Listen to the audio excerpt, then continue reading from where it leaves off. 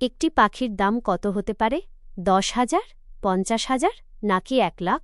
আপনি জানলে চমকে যাবেন, বর্তমানে বিশ্বের সবচেয়ে দামি পাখির দাম বাংলাদেশি টাকায় প্রায় 19 কোটি টাকা।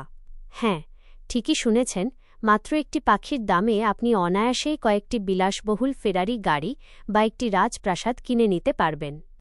এই পাখিটি কোনো বিরল ময়ূর বা গোল্ডেন ঈগল নয়, এটি একটি সাধারণ দেখতে কবুতর। এর নাম নিউ কিম। 2020 সালে বেলজিয়ামের একটি নিলামে এই ফিমেল রেসিং কবুতরটি রেকর্ড 19 কোটি টাকায় বিক্রি হয়েছিল। কিন্তু কেন একটি কবুতরের দাম এত বেশি?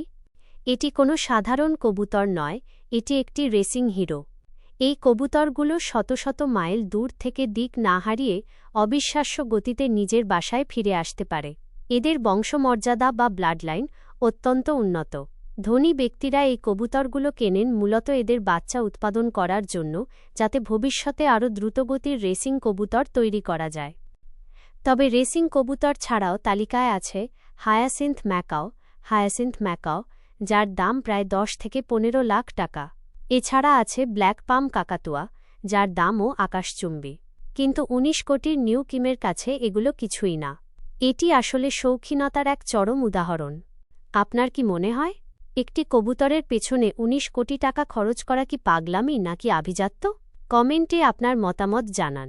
আর এরকম অবাক করা সব তথ্য পেতে ফলো দিয়ে সাথেই থাকুন।